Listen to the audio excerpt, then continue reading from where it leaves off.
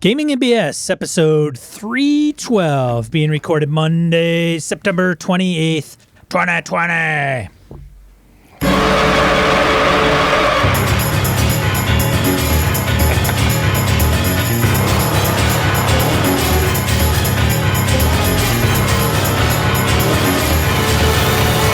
Welcome to Gaming and BS, tabletop RPG podcast. I'm Sean. I'm Brett. Welcome to the show, folks. Welcome back. Glad everybody's here. Sean, I'm proud of myself. I got the date and time basically set on the show notes properly this time. We had a couple different... Actually, you didn't, Brett. Did you fix it for me? I did fix it. Oh, I was so proud of me for about 2 seconds. I started doing the notes. You could have let me have a win. You could have let me. I should have. You're right. That's okay. I'll check next. I'm going to check next week's right now, so I don't feel like a complete boob by saying such a thing again. Good gravy. Anyway, at least we're on target there. Sean, how the hell are you, man? I can't complain, man. Same. I kick off Curse of Strahd this Saturday. Do you? Now, before we get into what's coming, did you game at all since we chatted last? I ran Delta Green for Hobbs and Harrigan and Tony Sugarloaf. That PATRON game? Yes.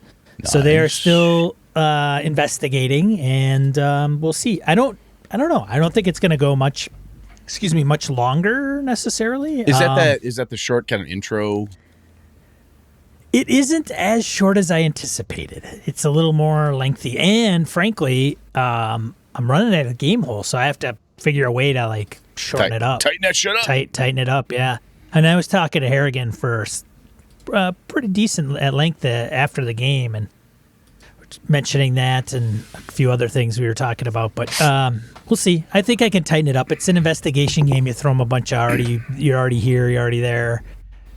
You've unlocked this, you've unlocked that, and then... Well, cool thing is you got folks like Harrigan and other sharp gamers out there within that game. Yeah. You say, hey, I got to run this in a 4-hour slot. What would you cut? Right. And they're all smart folks. They'll be like, hey, drop this, which is super helpful. Instead of staring at it blankly yourself going, what am I going to do? You actually can kind of writer's workshop that sucker up. That's pretty cool. Yeah. Excuse me. So sorry. Go. Keep going. I was going to say, that was it for me. And then I play Stars Without Number tomorrow. What about you, Brett? What'd you do? I got, last Tuesday, I got shot in my neck, which was entertaining. That was, that was kind of cool. I am in a heck of a lot less pain. I was telling Sean before we got on the mics officially that I still get some numb tingliness, but it can, in all fairness to my doctor and the nice lady doctor who also performed the injection, that was like shockingly uneventful. I was absolutely nervous and I'm like, that was it, huh? Felt like a bee sting. Neat. I've been told it can, she's like, look, it can take up to 2 weeks for full effect. I'm like, oh, okay, cool. So I'm desperately trying to take it easy. The problem, of course, is that I've been taking it easy for like 2 months and I'm fucking sick of taking it easy. So I'm like, I feel pretty good. Let's go do some push-ups. I probably shouldn't have done that. I know.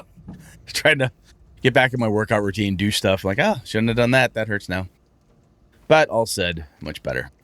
It was interesting, though, I have to say this, is that when the doctor is super nice, she comes in, she says, okay, we're going to do this procedure. This was like, did they tell you that we can't put you under? I said, I don't want to be put under if I don't have to. Yes, you can't, even if you wanted to. I said, oh, yeah, it's because it's in my neck. She goes, oh, yes. We'll be sticky in the neck and the nerve coming out of your C6. This probably won't happen. Very, very rare, but I want to be honest with you because I don't see any point to pretending. If something were to happen, and you were to suddenly lose loss of eyesight, smell, hearing, taste, can't move, I need to know. She's like, you being awake is good for that. I'm like, oh, that's a good way to build my confidence. But everything's fine. It all went fine. Anyhow, so I did that. And then feeling pretty good. Wednesday, I gamed with my kids that evening. Back to our Middle-earth game. And they pushed through. That was the best, most well-played version of it. They really paid absolute attention. Previous sessions, Ilana's character lost an eye from foolishly waiting in a combat and not leaving combat when she should have. And for AJ, instead of throwing tactics to the wind and just forgetting about shit, paid attention to all the information, They utilized all the NPC, that they had with arrows and stuff. So they were able to take out a little cadre of trolls, which built their confidence up even more. They really kicked some ass there. And they went to the castle in the woods, found that. And now they're like, okay, we're not in a rush. So we're going to spend at least 24 hours with invisibility spells, figuring this out, search here, scour this area. There's supposed to be orcs in here. How do we figure all this out? So they're really playing smart. I was very proud of them. They're doing really well. And then, let's see, Thursday night, I headed up to my hometown, Wausau, and I gamed with my home crew. Friday night for Ran Rage Against Demons. We're back, finished getting into back on track with that. That was okay. Almost died by a purple worm, but we did all right there. And then Saturday, I kicked off my World of Darkness kind of weird ass game, which was a lot of this week's topic. So I'll try to save it for later as examples, but it was insane. It was very, very insane.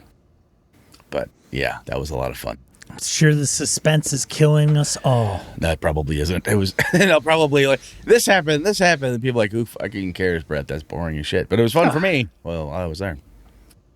Let's see. Nothing other than that. We have Virtual Gamehole Con coming up. So I got my events approved. Did you? Very good. Yeah.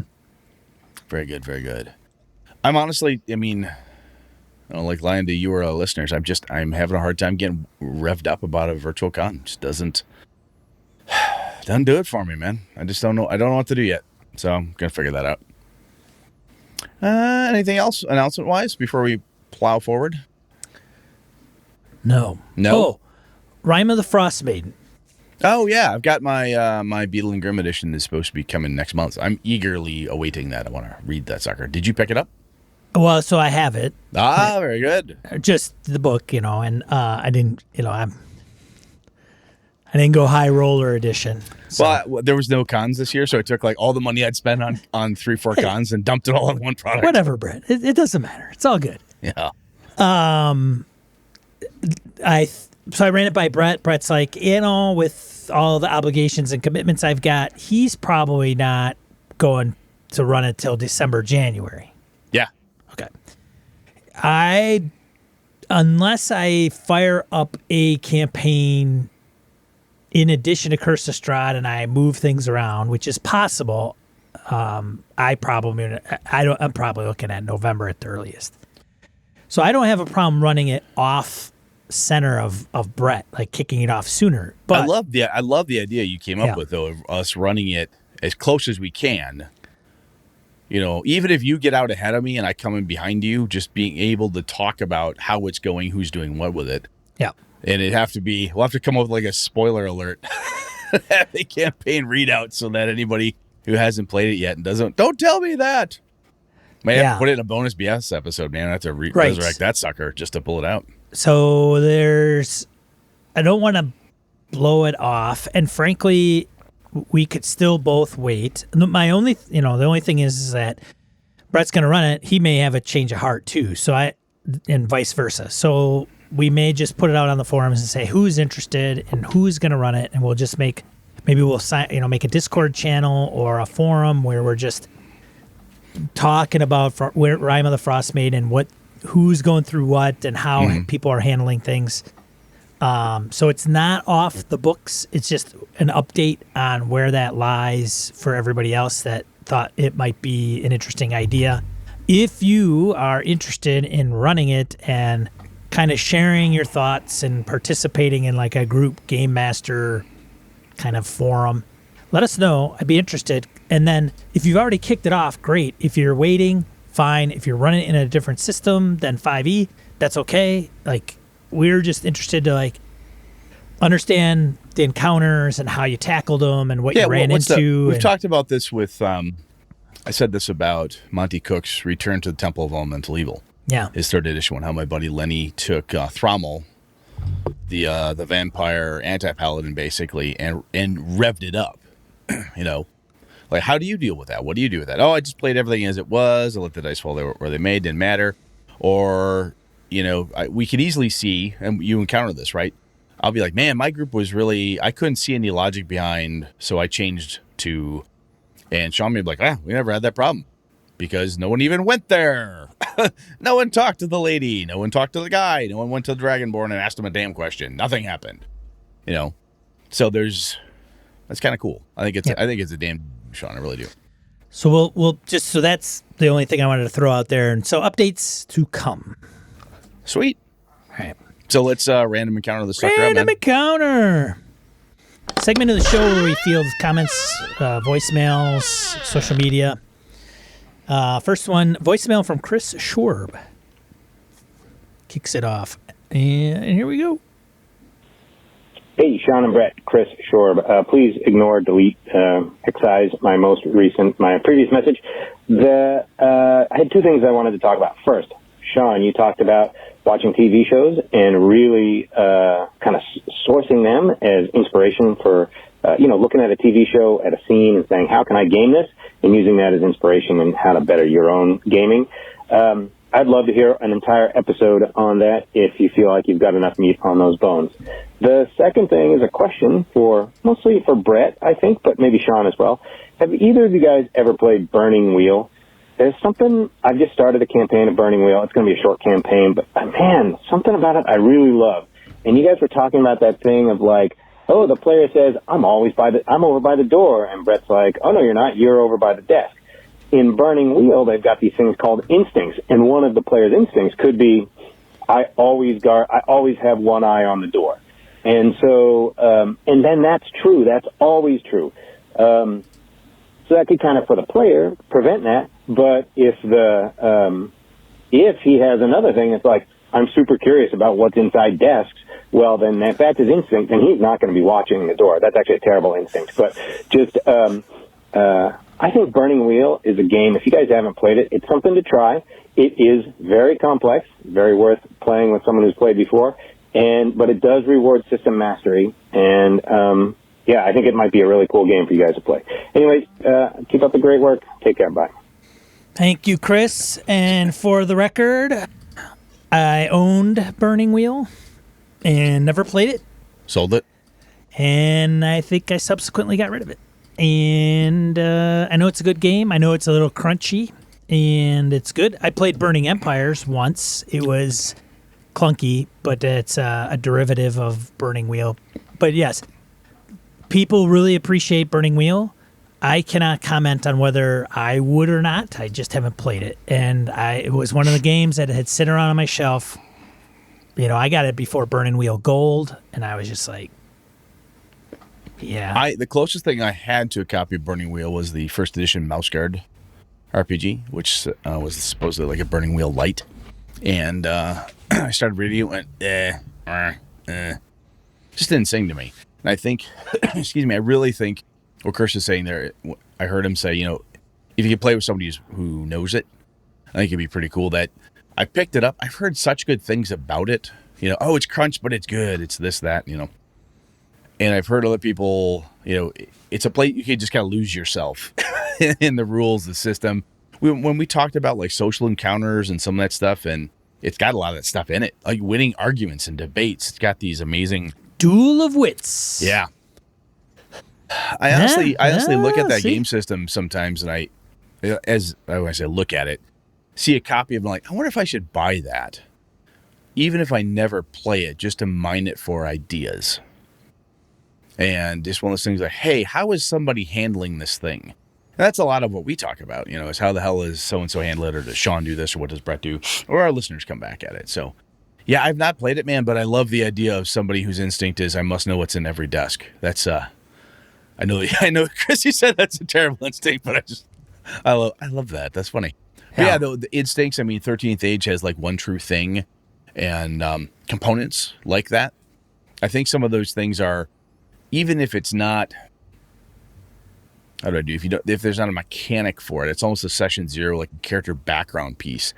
I would be interested sometime, Sean, I guess we could talk about this too, in addition to plumbing TV shows and stuff for ideas. But, what makes for a good character background? What background components are things that help answer questions, right? Hey, I'm going to do this a la Burning Wheel, and my instinct is never unprepared, or I am always nervous, or always twitchy, or I have a laissez-faire attitude towards danger, or, stuff like that. What does a good character background provide governance guidance for how your character would react? And I think that's what a lot of part of the Apocalypse stuff does with your bonds and flaws and stuff. And even 5e tries to do some of that with bonds, flaws, and so on. I think that can be helpful. And I wonder if that's a thing that, I know in 5e it doesn't, when I'm playing with people, it kind of is a throwaway piece on the character sheet. And I wonder how much more we should dig into it. That excites me a bit. I think it's underrated. I'm guilty of it. Yeah. Like my Curse of Strahd game, I should be looking at each character and looking at those components and seeing if those play a role in what I'm going to present to them, and then lean on them. Yeah, we've talked about having that. Talked about having that cheat sheet for game masters, right? What's their stealth check? What's their this? What's their this? If that is too noodly and you want to focus more on story beats and stuff like that, fucking hey, take that 5e sheet and write that down. Have that on the back end of your, GM screen. I did for Tomb of Annihilation. I had AC, its hit points, passive perception. I didn't have their background, but I'm just saying those merits bonds. I think that could be good shit to have, readily available, so you don't have to look at. This was a piece that back on our Gumshoe episode ages and ages ago. Gumshoe has, what's your drive? Night's Block Agent says that too. Like, what makes you go downstairs even though you have a pretty good idea that there's a monster down there? Delta Green. Yeah. Right. What helps stop you from metagaming your shit? Well, my drive is to know the unknowable. Here I go. Give me a flashlight. Right? Or my drive is to save the world, or blah, blah, blah. So those things are important. And I think when they get tacked onto a game, or if they're not something you're used to using, right? If they're kind of I want to say secondary mechanic, I can see where that would be forgotten and easily blown by, especially if it's not something you're used to doing. Right. Your PBTA folks are like, what the fuck, Brett? Obviously, you have that stuff. You use it because it's very front and center there. So we totally took Mr. Sharb's note and went crazy with it there, Chris. But you knew the job was dangerous when you emailed us or you left a voicemail. Right. So that's what you get. Thanks, Chris. That was good stuff, though, man. I appreciate it. Over to you, Sean. You can read that one. Oh, righty then. Matt V writes in comments on GMing for money, money, money, money. Hey, guys. Hope life finds you well. Keep meaning to write in, but my wife has had some serious health conditions the last couple months. Yay, more than one. And I've had my own annoying, though not serious health conditions. Sorry to hear that, Matt. Absolutely, man. That sucks, dude. It sucks all the way around, especially if you're in America. Yes. All right. Then a bunch of people I know had people in their lives die. I don't know any of them personally. So I'm reading this. It's on our forum, so this is public. Like, yeah, we're not sharing. We're not sharing an email that we shouldn't have. But I'll probably edit this out of the audio show. No offense, Matt. I didn't know any of them personally, but it happened to like half dozen of my friends over a couple weeks. Only one COVID, but a lot of weird stuff. Whew, what a kick in the shorts that type of stuff. I think he's explaining why he's been a little absent. And Matt has been a dedicated commenter for us for a long time prior, and he's had stuff come up, obviously. So, Matt, before Sean goes any further, I know we've had this, we say this periodically. We love our listeners. We really do. Our community members are just freaking awesome. The men and women, everybody in that, all the folks in there are just great. And frankly, if you bail on us for whatever reason, you could be like, hey, I found you boring. Hey, I got hooked on something else. I just didn't have time. I suddenly am not driving to work anymore. We don't mind. We honestly don't. We've had people who were longtime patrons of us, very generously donating money to help cover costs and stuff, and send very heartfelt, guys, I'm really sorry, but I just can't. I'm like, don't worry, man. It's okay. So, Matt, seriously, we love seeing you and hearing from every listener. That is no bullshit. That is 100% true. But, folks, if anybody's like, look, I got to take a break for whatever reason, is when Dane is, wow, I'm sick of your shit, all the way to life gets in the way. When you come back, hey, shake your hand virtually. Glad to have you back here. Sit down. Let's roll dice, man. There's no need to explain yourself. Honestly, it's totally fine. Whatever your reasons are totally fine. You're always welcome at the table. So Anyway, Sean, carry on. So, anyway, I won't bore you, so I won't touch on everything I missed. Just wanted to cover a few things. Easy wins in RPGs. I usually like to do one of these every 4 to 6 sessions, maybe more or less depending on the pace of advancement. I basically go into cinematic mode. We narrate the encounter. Usually I like to do it to showcase their badassery, often using foes that were difficult for them last time. I try and set them up with the opportunity to do cool things like wipe out 20 dudes with a fireball, or the guy with great cleave is surrounded by a dozen foes. I will sometimes get a cinematic strike and have them use a spell or two, but more or less it's just a showcasing of how much they've grown and how awesome the heroes are. Excuse me. Game mastering for money. This is what really prompted me to write in. I'm acquaintances with a guy who's been a full-time GM for over 10 years now. Hadn't talked to him in several years, so I used this as an excuse to touch base. He played in my group for a while, a long time ago, so I reached out to him and asked him a few questions, which I thought I'd share with you. Hopefully someone finds it interesting. So he started in 2008 on Map Tools, charging $10 a game, running 7 people to a session for a 4-hour session. In 2010, he went full-time, so has been doing this for a while. He currently charges a base price of $30 a session for 7 players, though he rarely collects that much. New players get a session free and then a discount for a 4-week package. He offers discounts for paying a month at a time and a bigger one for paying for the entire campaign up front, non-refundable. He's been running in his own homebrew world since the beginning, and the world has basically grown around what happens in the campaigns. He started with Pathfinder and eventually had moved to 5e. His campaigns run for 25 weeks, then he takes 1 week off and repeats the cycle.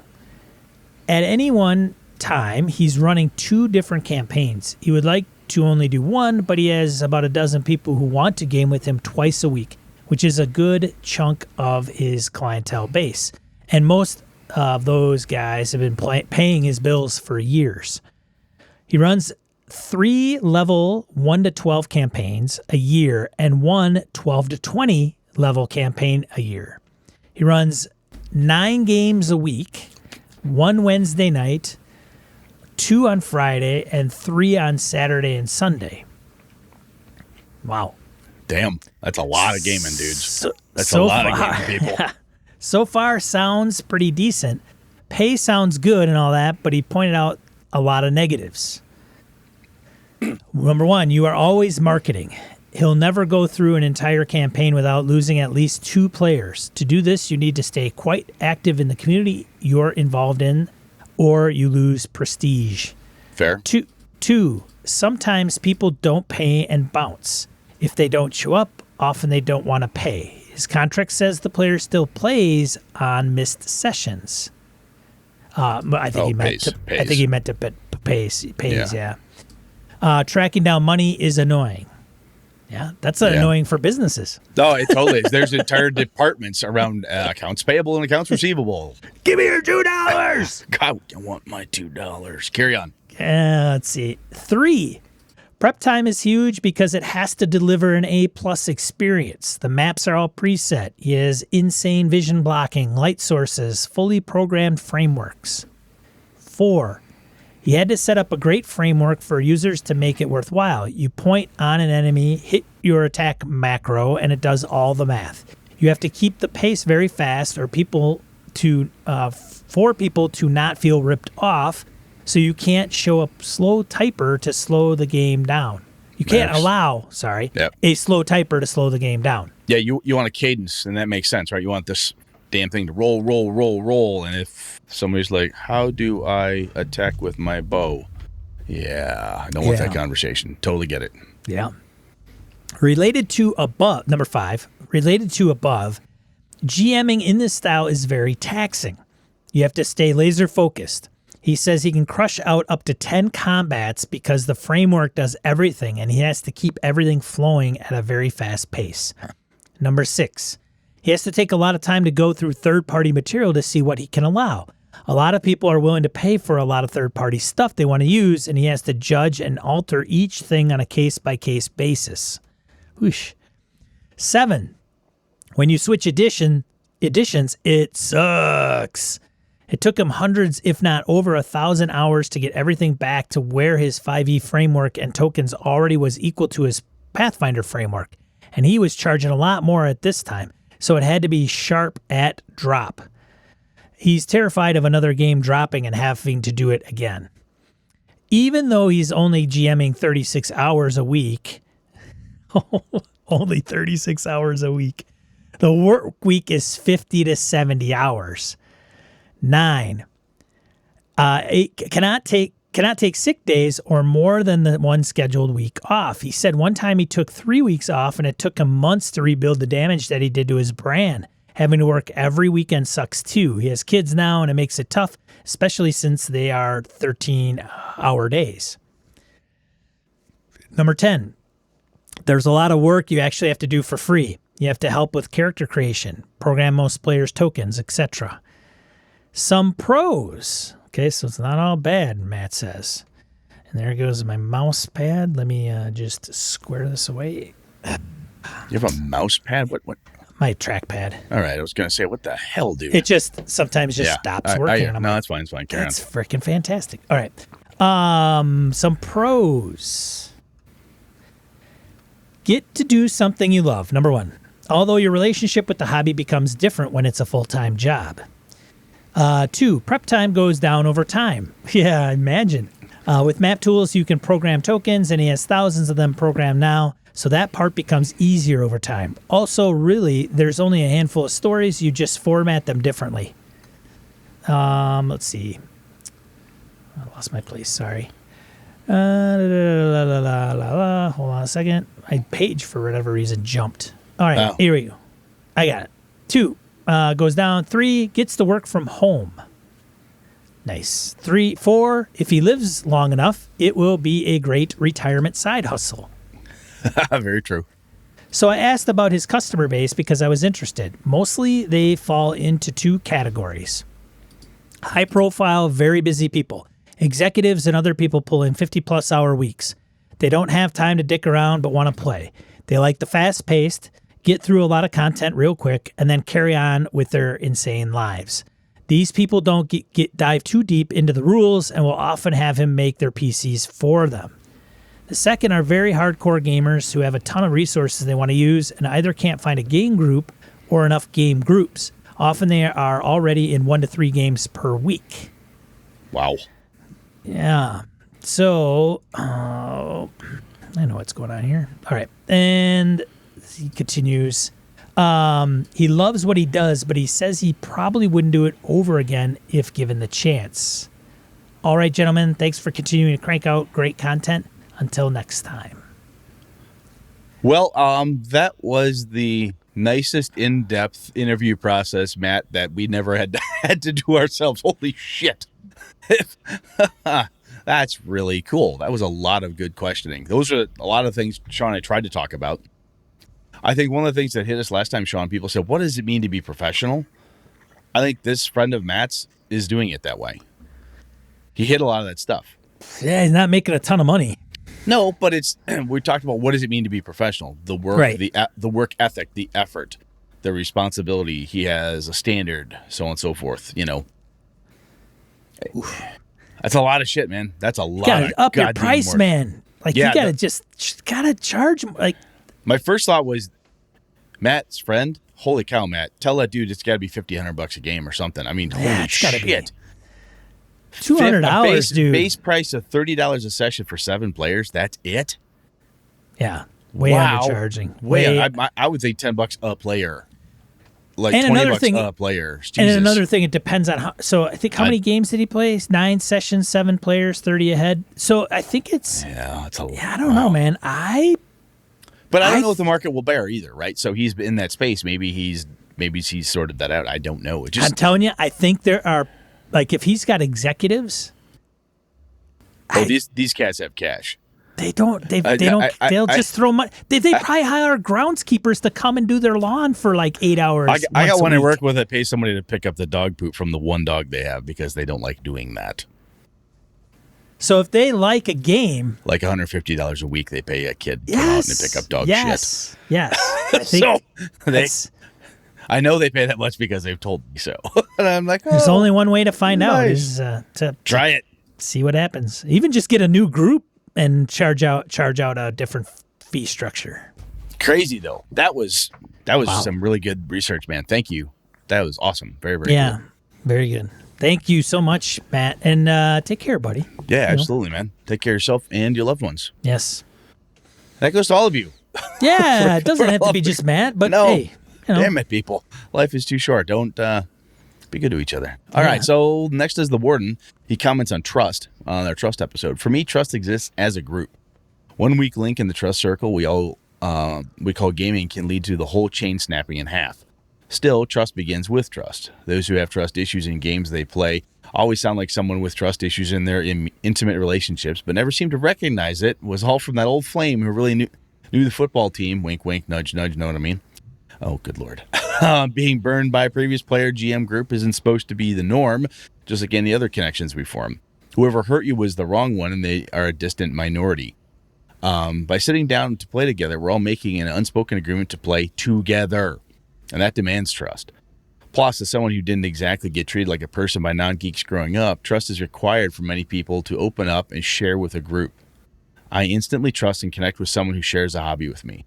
It's then up to us to fuck it up, even if we're playing pretend.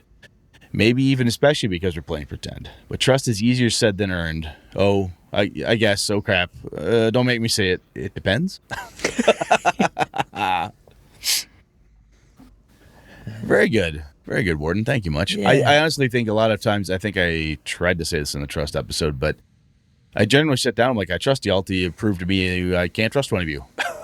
It's a legit way going in. Hey, I'm sitting down to have fun with these folks. I trust I'm at least going to have a good time until someone in the group proves to me that they're not trustworthy. Well, and Todd mentioned the warden's Todd Crapper for everybody. Yes, Todd Crapper from Broken Ruler Games. Absolutely. He wonders like if it's the game because he tends to see this more in the D&D space, right? And I said, well, that's one thing I posed to him was, well, D&D is just bigger. There's just more. Yeah, so, that would be my first thought as well. Right. But nonetheless, whether that's seen as frequently in indie published or short form games or, OSR games, hard to say. Don't know. Who knows? But, it's possible. But, I'm sure it has to do more with a game master. Like, oh, you have a game master, you have a player. Some of those don't have game masters. Like, they're GM free. Yep. It's a whole different ballgame. Some of it comes down to, I honestly think a lot of it comes down to just missed expectations, crossed expectations, failure to bother to explain what the hell your actual expectations are. Well, I show up to kill monsters and take their stuff. That's all I ever want to do. Well, no wonder for the last 5 sessions you've been pissed off that we've been having a, detailed discussion at a party with debutantes, and this is not your thing. Somebody should have either asked you, or when we asked you if you wanted to play the game about debutante investigation, you would have said, yeah, that's not my bag. Instead of slowly getting pissed. But, no, that's good stuff. Good stuff, Todd. Thanks, man. Appreciate it. Yeah, thanks, Todd. Over to you, sir. Rory comments on easy wins. The easy wins can be very memorable. I ran a session for 2 players once, a couple of high-level... You're going to love this. This is why I wanted to read Rory's. I ran a session for 2 players once, a couple of high-level 13+, 0 AD&D wizards. They were out and about with their usual daily protective spells, including Stone Skin, and were ambushed by a band of wandering ogres. I remember the ogres grappling one character and hitting the other character with him as an improvised club. Yeah! Clunk, damn it! Yeah. He's going to grapple you, and then he's going to attack Brett's guy. He's going to attack you with what? With your buddy. With your buddy. Actually, I had a gargoyle in a vampire game do that. I grabbed one player character, used his rib cage as a place for the gargoyle's claws to hold it. Then he used him to beat the fuck out of everybody else for a while. It was pretty ugly. I have fond memories of these types of things. This is good stuff. Yeah, we used to say we're gonna rip off your arm and beat you over the head with it. Beat you with it, yes. With their spells and protecting them from damage, they just shrugged and made jokes for a couple of rounds, then walked away, leaving a smoking crater where the ogres had been. I don't know, Chauncey. It seems awkward to you. I tell you, Reginald, I don't cotton to this at all. Shall we blow them up? I think we best. Both loved mowing through a basic threat that would have once been terrifying. This sort of thing is what I love about Wandering Monsters, having a mix of easy and hard threats show up. 3 actually recommended a chunk of your encounters for a given scenario be cakewalks. They use some resources, but not many, and it lets the players have success. One of the things I liked older school adventures is that there was always a mix. Take the first Giants module from D&D. Spoilers. The module is lousy with giants, as well as orcs, bugbears, carrion crawlers, and troglodytes. The giants are a major threat, but the rest, while often gathered in large numbers, are not really a threat to the target level of the module. Brett mentioned Return to the Temple of Elemental Evil. The same thing applies. Sure, there are the big guns in each temple, but there are also a ton of mook-level guards whose only real threat is to announce your presence to the more powerful monsters. If every battle gets harder every time you level up, what's the point of leveling up? Slate smiley face, Rory. Actually, Roy, I like Rory's last statement. If every battle gets harder every time you leveled up, what's the point of leveling up? It's a ding. Snack. Yeah. Pavlov's dog, man. Ding. Yeah, that's neat. But if every time you do it, every fight continues to be an equally grueling brawl to the death. Yeah, I absolutely get it. Absolutely. All right, good grief. We're back to the warden, Mr. Todd Crapper, back talking about today's discussion, huh? Let's see what you got here. 9 times out of 10, this is how I prefer to run anything. We're talking about today's topic, which is GMing on the fly. And he continues, even if I wrote and published the adventure, which is some strange Freudian shit right there. Right now, I'm running a play-by-post game that's become a mystery investigation adventure, and I have no clue who did it, how it's going to end, or anything else beyond the current turn. In many ways, I find this more liberating way to run a mystery because there's no attempt to force players to comprehend the clues that you're laying down. It's all about picking up what the players put down and making up pieces based on what they give you. It all goes back to the trust issue from the previous episode. Gaming on the fly requires everyone to trust the GM has their best interest and at heart. It will make our main characters the central focus from which the story develops. It's the reason why I turn to gaming when small-town Canada offers absolutely zero improv troops. Fucking snow-covered hillbillies and their damn tractor pulls. Woo! I love it. And I gotta throw this in there. When the warden says, even if I wrote and published the adventure, which is some strange, I do the same damn thing, dude. I've taken a couple Avalon adventures I've written and published. I've run them at cons and went, I'm going to do this different. It's because, why not? Love it, love it, love it. So let's get into the main topic, man. Let's slide in there. That was good.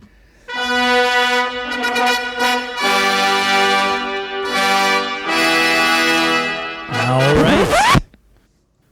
You ready? I'm ready, man. So, Dominican had posted this in our forums. How to run games on the fly. Sit down as a player in the group makes you GM. You have to use player cues to run the game. The whole concept. Like, how the hell do you run games on the fly? So I've got like shit/ie. There's no notes here. It was just a thought Dominican had put out there. The warden gave us some good pieces. So Sean, I'm going to gut check you here. Do you ever run on the fly? Like if you have an adventure and something starts happening, you're like, you know what? Fuck it, I'm going. I'm just going with whatever's happening. Just making shit up. You ever do that? Mothership, I did a little bit. Did you? A little bit. I mean, I used, Dead Planet, but a lot of it got shit canned right away. Like, oh, they're not going down to the moon at this point. They're not going to the planet. So what am I going to do here? Is that normal for you? And I didn't really prep. When I said is that normal, the low prep. Well, we'll see what kind of characters we get, and we'll play some D&D. Most of the times when I'm going into it, even with even with that mothership example, something in the back of my brain is running. Like I'm like, okay, I think I'm gonna do this, and then I'm gonna do this, and then we'll see how it goes, and then it will wrap it up, or I'll get them back on track, back on rails, or whatever that is. So there's a very, you could say mentally prepare for it, but there's very few where I would get together with Brett and a couple other, like Joe and Wayne and Eileen, and say, okay, they just say, hey, let's play RPG right now. Sean, you want to run? Would that make you wickedly uncomfortable if someone did that to you? Could you do it? Would you do it? Like zero, like with Zippo. Yeah, like right now. Hey, let's right now play D&D. I got 5 guys. You want to play? Can you run? I would be like, okay, I'm gonna pull out Lost Mine of Phandelver. Yeah, go with pre-gens. Yep. But I wouldn't be able to. I wouldn't sit down and say, I got to reference something. I could do it if I source the table. I love what you're doing. So one of the things that I think I was trained through my RPG upbringing to do this, because my friend and I, Todd, would pester his brother Terry, his older brother Terry, at a sleepover. We'd be hanging out birthday. Terry, will you run D&D for us? Pester. Fine. Go make characters and come back, because he knew that gave us hours of dicking around, making characters, asking questions. Then he came up with something. Always a dungeon crawler or something crazy. But he just made shit up. We did this all the time. It was how my home game worked. Eric, you running? I guess. What are we doing? Realms? Yeah. All right, you guys are in Cormier.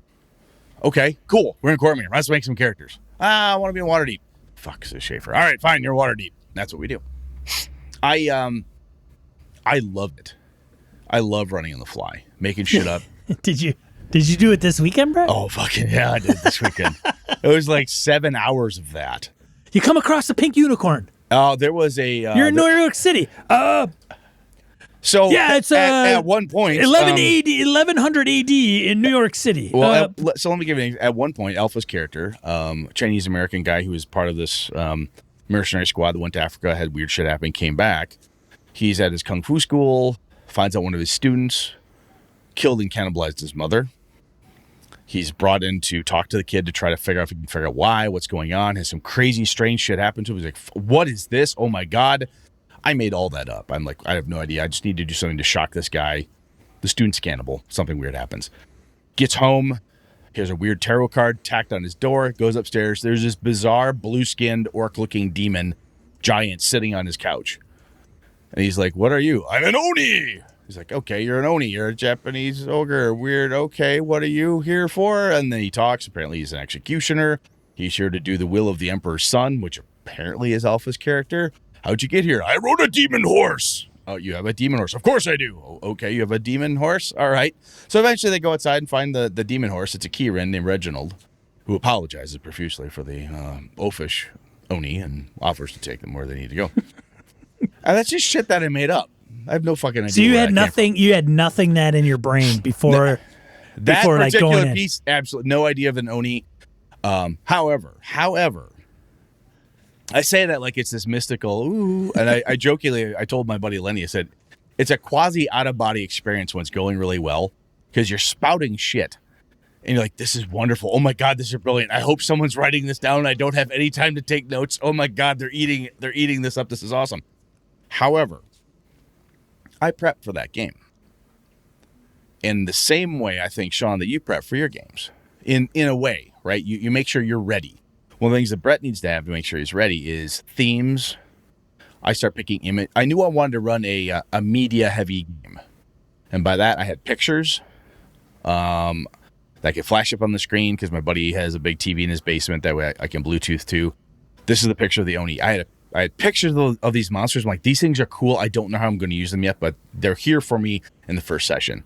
Here's a picture of this in the jungle. Here's a symbol. Here's a thing. It was all thematically appropriate for the overall overarching thing I wanted to do. I even had a video from a YouTube video called the Blackwater Gospel. If you haven't seen that, look it up. I'll put it in the show notes. It's brutal Wild West, horrible, evil thing. But it's fun as hell. So I end that with when the weird little Tolkien-esque dwarf named Mitch, who works at a gas station car repair shop in the middle of a apparently authentic ghost town western, is explaining what happened with the Undertaker. He shows that to him. But I had all this stuff, right? I'd spent hours poring over images, media clips, sound pieces I wanted, adventure ideas, maps. I had all this stuff on my iPad, my laptop, ready to go. So I had this wonderful well of ideas to tap into depending on where things went. And when I say, hey, do you want to run? You say, sure. Lost Mines of Fandover? Sounds good. We'll do that.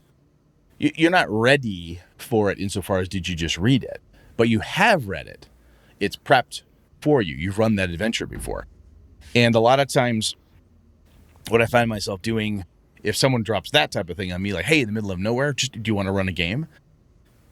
I'm like, sure. You want to play some D&D? I have certain D&D adventures or themes that I've run recurringly over the last, since third grade, years I've done. I'll just pull one of those out. It's a siege in an inn in the middle of a frozen wilderness just outside of a mining town. Yeah, it's just shit I've done before. And I think for me anyway, I think the key here, and I think you do, oh damn, hit my mic there. Sorry. I think you do a very similar thing, Sean, is that the key is you're leaning into stuff that you already know or have built up. And I think for me, the ability to run effectively on the fly is because I have a catalog of stuff that's readily accessible to me. And I've done it a bunch. I've had to do it, exercise the muscle, get good at it, get good at the improv, get good at figuring this out, and so on. But I think having that whole catalog at your fingertips, whether that be, hey, I have a document file on my Mac that has all these images and media clips, or character sheets and dungeon maps, stuff I can drop in place whenever I want to, or if it's as simple as I have a shelf full of pre-published adventures I have read and run. I could do this right now.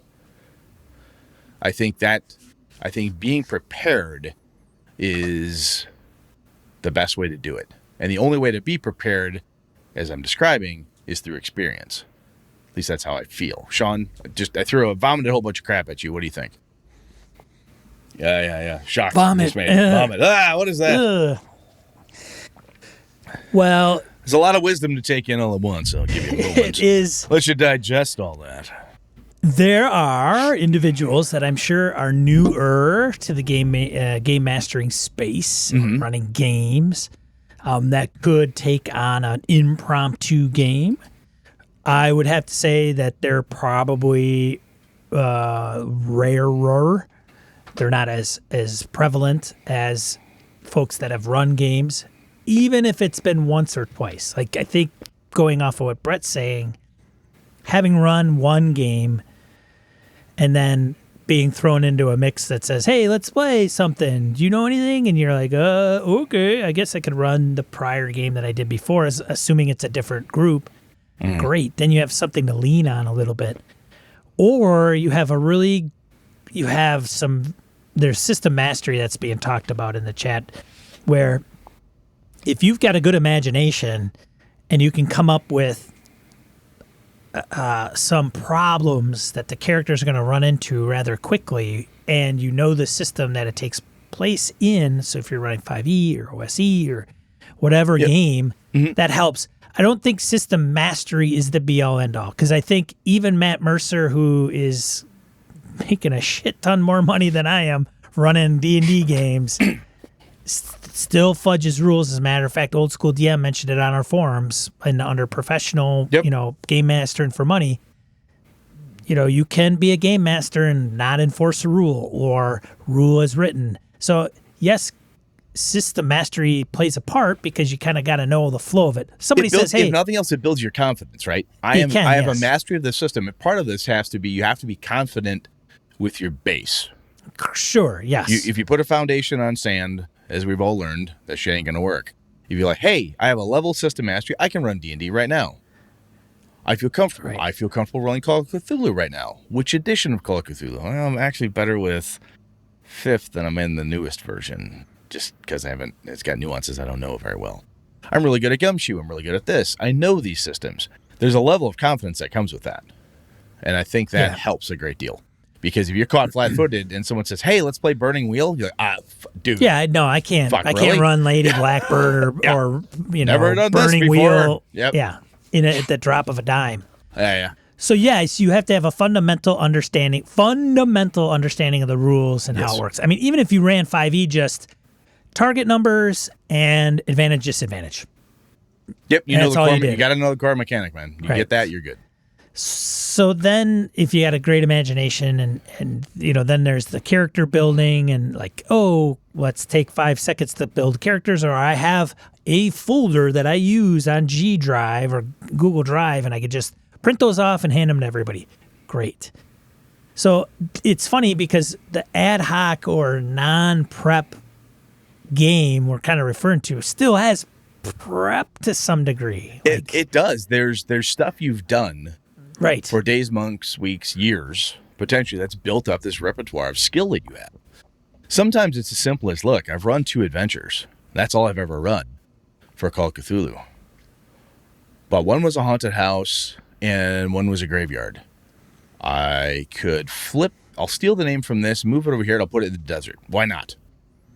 I'm running a D&D game I've run before. Instead of being in the frozen waste, I put it at an oasis. Instead of it being goblins, I'll make it ogres, because everybody decided they want to play 5th level characters.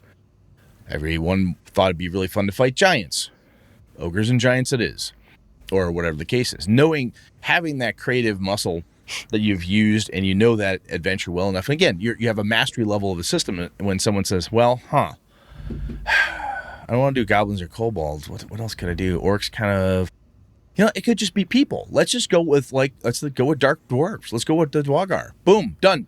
It's dark dwarves are the problem. And something as simple as swap out the monster can have a drastically cool effect on what's going on. Could be the same type of adventure that you had started with, but the new monster, new bad guy, new bad person brings its own nuance to it and causes a different... it evokes and invokes different actions and reactions from the players. Oh my God, I wonder if there's drow involved too. That sounds like a good idea, Sean. I'll make a note. Is there a drow mat? And I think, and I hate to always say you have to practice, but I honestly believe there are very few folks who can join an improv troupe, get on stage, and just be really wicked good at improv. It can only take you so far. You have to practice. You have to do this thing. If you want to do this, the people that I know who have done improv very well in theater and are really good at it have done a lot of it. They're practicing it a lot to become good at this. And for this piece, learning what it is that you need to have to prep, I really need to know the system inside and out, or I don't ever feel comfortable running it. That's a box you check. I will not run a World of Darkness game because it has been too long. I don't have mastery of that system. I will not run Burning Wheel because I could barely spell that game system. Don't know how to do it. That's a piece for you. Then you got to check that. If you look, I need a map. I need, whatever your list of needs are. It doesn't mean you're a weak game master or you're not creative enough to do it yourself. You're weak. Worthless and weak. Yeah. But you know what you need to have, right? And I think that's everybody preps differently, and I guess that sometimes even the definition of on the fly is different too. Part of it for me is like creating a conspiracy theory on the spot with your friends. What happens if the vampires control Parliament? Well, clearly then the Tories, blah, blah. What the fuck is that? And you start building these weird connections. And I think one of the other pieces you said, Sean, I want to go back to this, and you mentioned sourcing the table as another component. You really need to pay attention to what the hell's going on. And again, that's a skill that needs to be developed, practiced, used, and not afraid to say, hang on a second, what did you say? Eileen, what did you say? You just mumbled something there. Oh, you said you were willing to bet it wasn't the drow. It was that high elf asshole we met earlier this session. That's a viable option, people. She said something. I sourced the table that way. Sometimes there's different methods to source the table. And sometimes sourcing the table, quote unquote, is simply listening to what the fuck the players are throwing at you. And being able to sort the wheat from the tares. Players. Blah, blah, blah, blah, blah, blah, blah. Maybe this, maybe that, blah, blah. But hey, every once in a while, they'll drop something, go, ooh, if I polish this one, that's not a turd at all. That's a diamond. I use that one. Sometimes that happens. Players drop some good shit, and there's no reason not to use it if you have the opportunity. And again, depending who you are and what you need from that, when I say need, how you need, what helps you utilize that. Ange drops a thing, Eileen says something, Sean says something, Phil says something. If I have to scratch that stuff down quickly on a piece of paper, do that. Sometimes you could file it away in your head and just remember it. That's fine too. But for running on the fly, I think you need to pay attention to what's happening at the table and read it and react to it appropriately. Giving the reward for good guesses, which I think goes to Mr. Crapper's point around mysteries. Oh my God, the butler did it, and here's why. Hey, that's a really good explanation. You can use that, and the player's going to feel brilliant because they came up with it. Or what have you got? You play a game that incorporates all of it as part of the game. Absolutely, you can, as long as you know how to play that game. But yes, you can. Todd's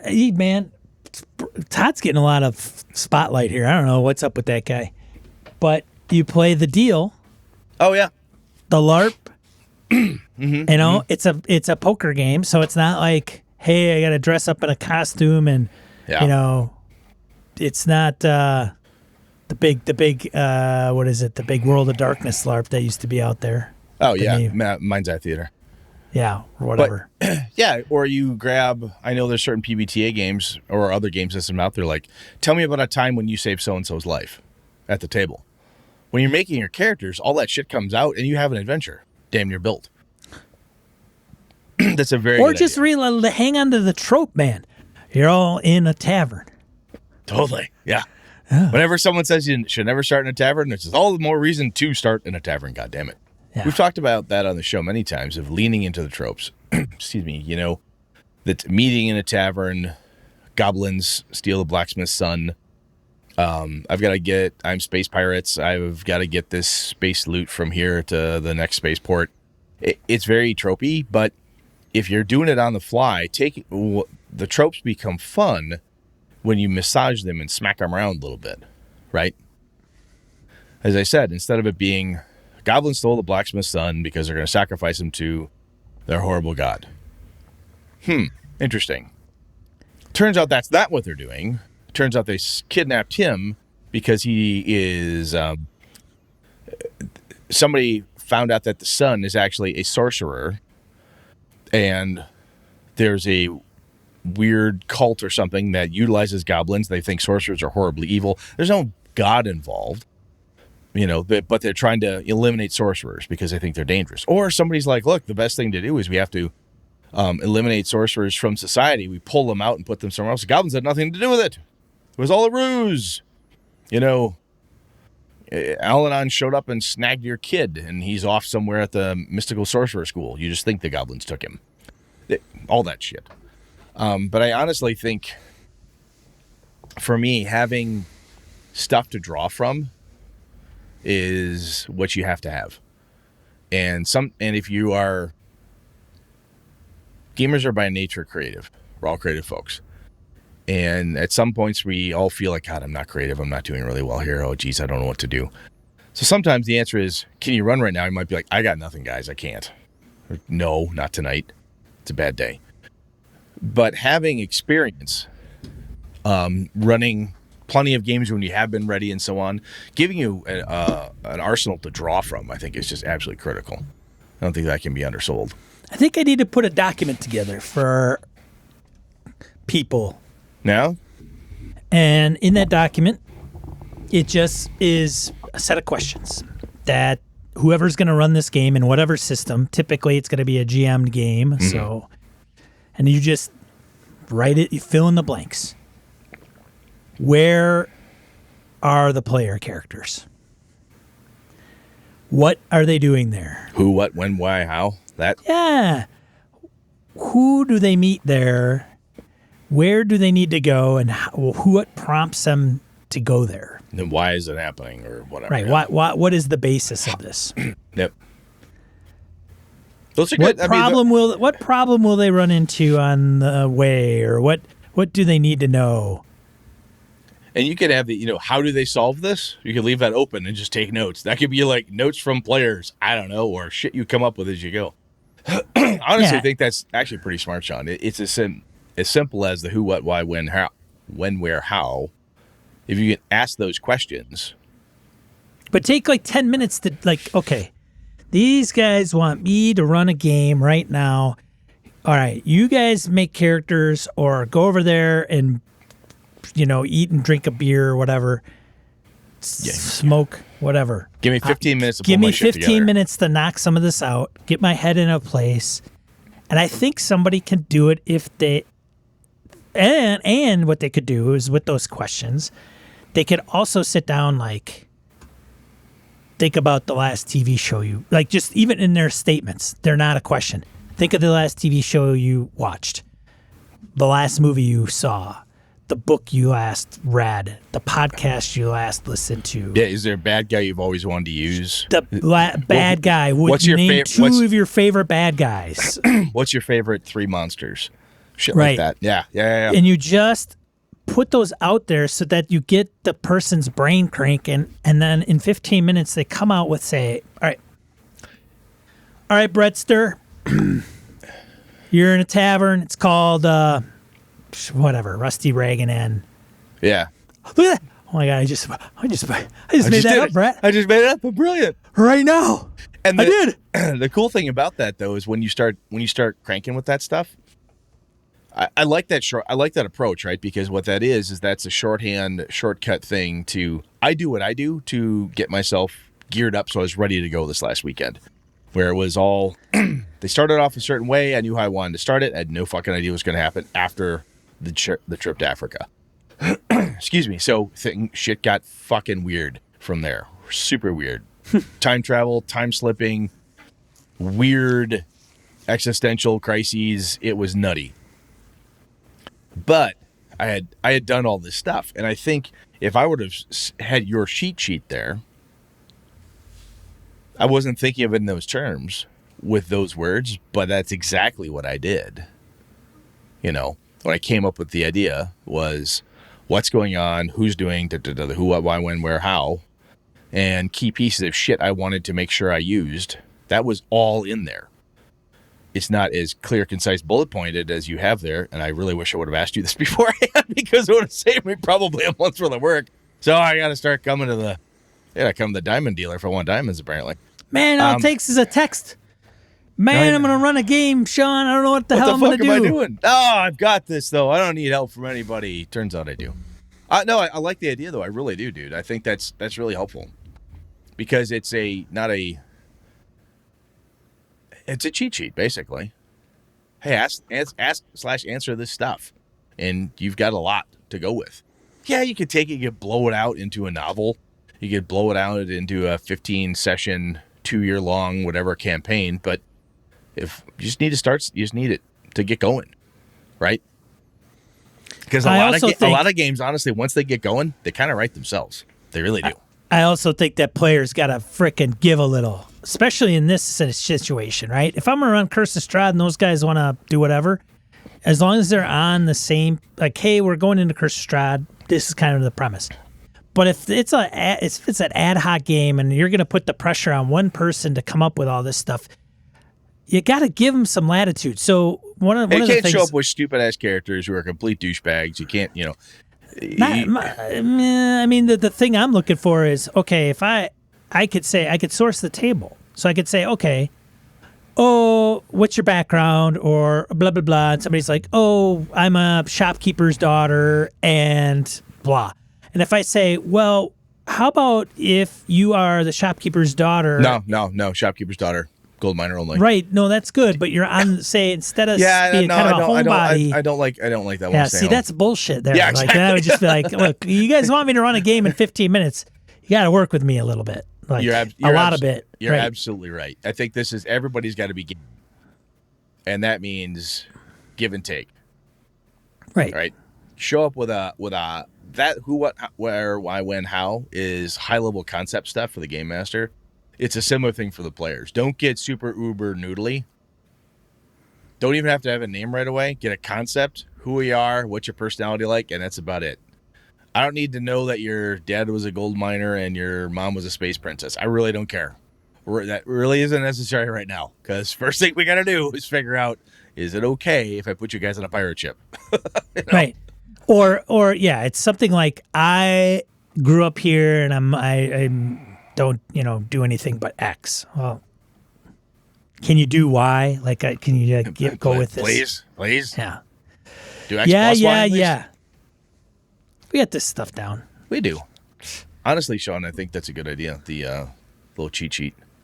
Yes. If you write that down, we should share that out. Honestly, if you do that, I think it'd be just good. do that. I think it'd be cool. I do believe, though, that you have to do it to get good at it. We've talked about practice before. I think it helps. It absolutely helps. And the more you do it, the more comfortable you will get with what you need to go, what you got to have, and you just be ready to roll. You're like, okay, cool. Because once you get comfortable like that, I believe, much like the warden was saying, it's one of the greatest highs as a game master, in my opinion, is when you have stuff like this. And you just have, loose leaf notebook full of cool ideas, and the shit just starts flowing. You're like, oh my God, this is brilliant. Like I said, hope someone's writing it down, because this is goddamn gold. And it's just happening. Everything's going really well. It's all based on stuff you had prepped in one way, or it's on your little cheat sheet. But the ability for you and the players, as you said, Sean, very key. My players last Saturday were given as good as they were getting, feeding right into it. They saw, they felt they felt everything start to happen. Like, I'm going to go with this. I could choose to ignore the fact that it seems like I'm traveling through time, or fuck it, I'm going to go with this and just see where this goes. Let's go. Obviously, something's happening. Let's go be adventurers and let's go make something happen. That's very key. But anyway, where I'm going here is the more you do it, the more comfortable you get with it, then I think it becomes super fun. And it's a skill set that you can take into your pre-published adventure. As Sean was saying with his mothership stuff, you had kind of an idea of what you wanted to do, change a little bit, tweak. Okay, and it looks like we're back in whatever. I fully expect, while running Rime of the Frost Maiden, something's going to change, right? Somebody will do something in my group, something will happen. I'll call someone Lothar, and his real name is Bob, and I'll fuck it up, and it'll be that dude's name from that point on for the rest of the module. It just is what it is. Roll, right? And the other thing is, when you're GMing on the fly, the players and you have to be forgiving of mistakes. Right? Shit. That's too high of armor class for an ogre. Forgot to look that up. I'm sorry. Whatever. Just go with it. It doesn't much matter. I have no idea if we actually answered the question. There it is. That's how you GM on the fly, impromptu. Just do that. Do what we just said. In order. Yeah. Chronologically or alphabetically. Either way, I'll get you there. It's all good. But anyway, if we didn't answer it, which I'm positive we probably sort of kind of maybe didn't, and of course, if our listeners are smarter than we are, which they usually are, if they have a 12-step program to help us get better at this, Sean, I'm no shit, dude. That's a good idea. Write that down. Write that down, man. That's good. So we can work with it. It's only 6 years, buddy. Come up with something like that. It takes you a while, but came to me impromptu. Just hit me. Just boom. See, I'm going to go run a game. 6 years Let's of practice. run a game. Hey, chat. Brett, you guys ready? Let's do this. It was 6 years of practice. See, you figured it out. Thanks for the topic inspiration. Absolutely. All right, let's move on to die roll. We're going. All right, die roll. For a while. Die roll. 2 to 4 miscellaneous points of gaming and Greekery we want to bring to you. First one, Kickstarter. This Tuesday, September 29th, you'll probably get this episode after the fact. There will be a 5th edition version of the award-winning bestiary and setting of the Midderlands. John, this is funny, John Barnhouse, Marketing and Online Platforms Director at Frog God Games, emailed us, Brett, and said, hey, this is happening. And by the way, if you want to interview project manager Edwin Nagy, to let him know. Oh, Edwin? Oh, God, that guy's terrible. I heard that guy, I've heard terrible things That can't be about the him. same one, right? I don't know. Probably a better Edwin. Let's get the good Edwin on. Do we need to go through John to get to Edwin? No, he says let him know. So Edwin, goddammit, dude, if you're willing to talk, let's let us know if you've got time. Well, I think he was saying to let John know, let me know, and then I'll arrange that. No. We're going right to Ed. We're going right to Edwin. Or tell John. Maybe John is his people. Like we got, hey, yeah, dude, go through his true. people. Well, I mean, Edwin's a big name. I don't want to go. But anyways, the moral of the story is Midderlands is just great. Glenn Seeley and Monkey Blood Designs does. I mean, fuck yeah, some really top-notch stuff. Very good stuff. I think Brett and I both got in on the original Kickstarter, Yep. or the second. Yep. I got on the revised one. Yeah. Same. So, anyways, that'll be coming. Link to the Kickstarter in the show notes. Resistance Earth by Fraser Ronald, of Sword's Edge Publishing. Now, I know Fraser. I met him years ago at Gen Con. Real great guy. 10 years ago, the world ended. Today, you've been chosen to bring it back. Yeah, baby. A resistance to the alien overlords who govern the Earth is forming. Small, ill-equipped, and decentralized, had been in hiding, staying out of the regime's gaze. It needs capable leaders, people who have the skills and audacity to take the fight to the regime. Seems a little close to home, I think. I don't know. That's why they've tipped their hand, revealing themselves to the regime. That's why they busted you out of prison. On the run, out of options, and marked for death. Your characters are part of the resistance, seeking to topple the proxies of the aliens who now rule the planet. You have nothing but your wits and outdated weaponry. You face a technologically advanced force that vastly outnumbers you. The only way you will survive is if you adapt, resist, and finally overcome. Welcome to Resistance Earth! I like it. Very cool. Yeah, I thought it was pretty cool too. So that's Very why nice. I put it on there. So Very check cool. that out if you're a fan of Fraser's. You probably already know about it. But otherwise, it's another cool game. Another one I found on Twitter, The Spooky Goose by Kelly Knox. This is on DM's Guild. I put it out there because it's a level, I think 1 to 4 level adventure. Family-friendly adventure. Levels. Family-friendly. And New players. I think it's Halloween right around the corner. Yep. So, recently, strange events that affected the village. Ghostbrook. Residents of Ghostbrook reveal that they are being plagued by nightmares every night, each one filled with the walls of the hideous hag who lives on a nearby mountain. Can the nightmares be stopped, or is the town forever cursed? I'll tell you what, just a quick jump from this to our topic. Your early level adventures like this, these small ones, these are great things to read. Even if you don't run them, get your hands on this type of thing, read it, add that to your little prep list of shit that's in your repertoire, ready to pull out.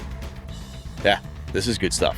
This is good. This is good to have. There you go. And I threw a link out there to the Blackwater Gospel, which was a little Western-style horror video I wanted to share with people. I used it as the closer for my game last session with my guys on Saturday. Was the closer, huh? Yeah.